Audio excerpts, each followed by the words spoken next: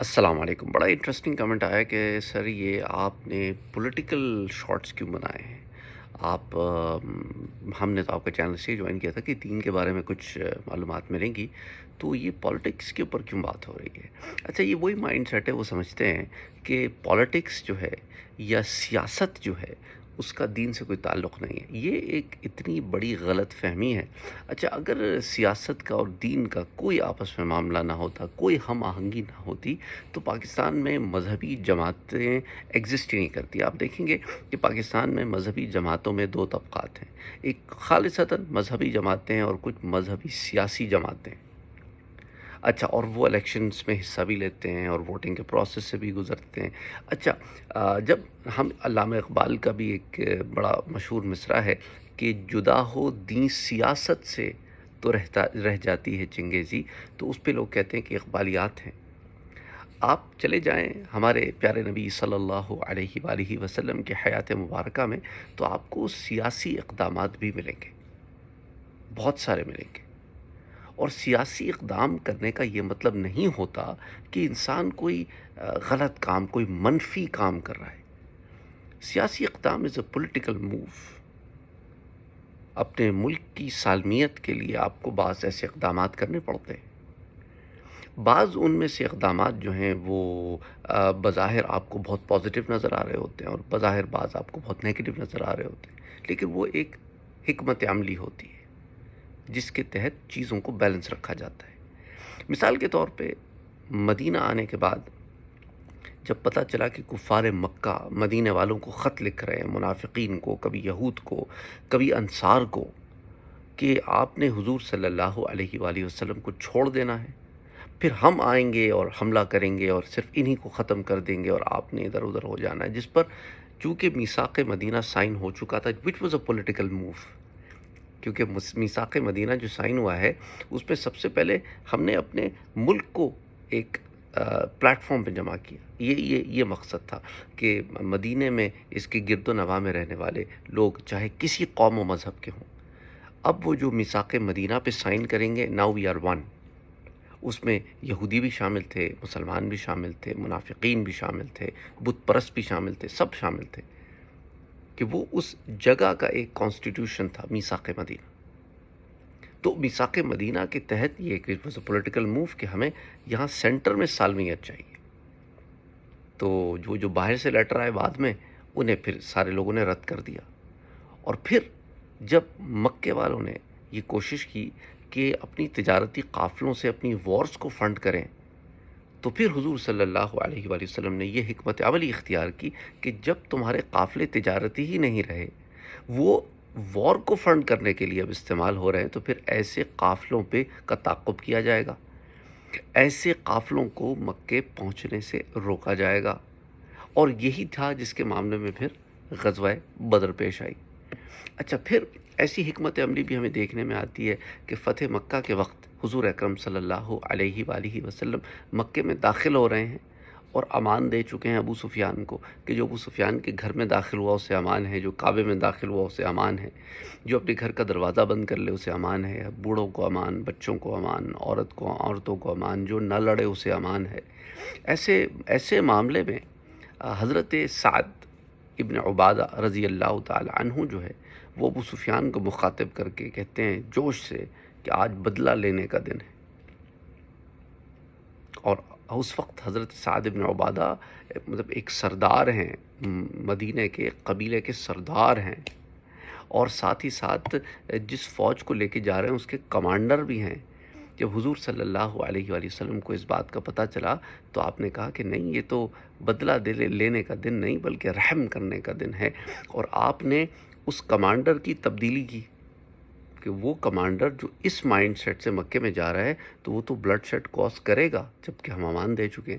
اور حکمت عملی یہ کی کہ کمانڈر سعد ابن عبادہ ہی کے بیٹے کو بنا دیا، بجائے اس کے کہ کسی اور کو بناتے تو ہو سکتا ہے سعد ابن عبادہ کے دل میں کوئی بات آتی کہ میں سردار ہوں مدینے کا اور مجھے بدل کے غیر سردار کو بنا دیا، تو انہی کے بیٹے کو بنا دیا۔ حکمت عملی تھی، سیاسی حکمت عملی تھی، کیونکہ باپ کو بیٹے کی ترقی سے زیادہ خوشی ہوتی ہے اپنی ترقی سے۔ کہ میرے بیٹے کو کمانڈر بنایا وہ بھی حضور صلی اللہ علیہ وآلہ وسلم نے، اور ساتھ وہ بات بھی دب گئی، اس کو بھی زیادہ بڑھاوا نہیں ملا۔ تو اس طرح کے جو معاملات ہوتے ہیں وہ حکمت عملی ہوتی ہے۔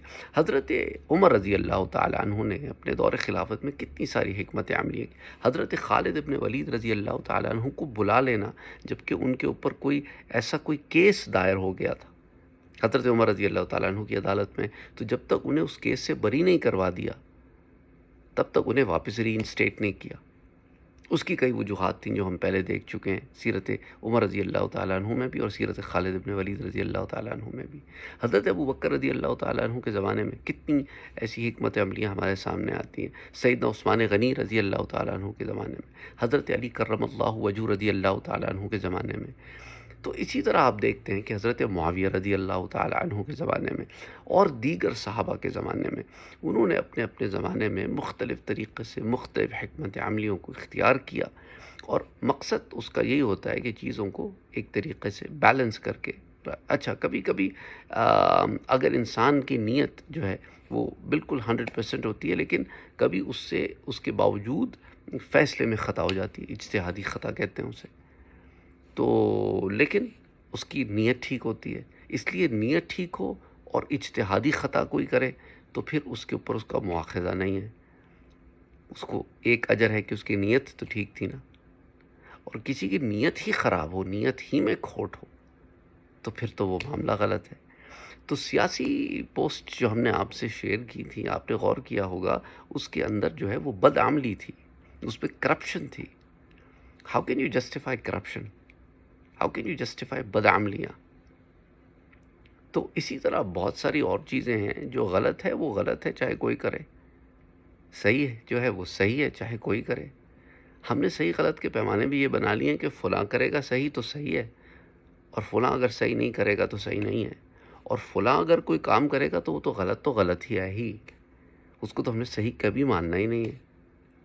اور یہی چیزیں ہم نے اپنی زندگی میں بھی امپلیمنٹ کی ہوئی ہیں۔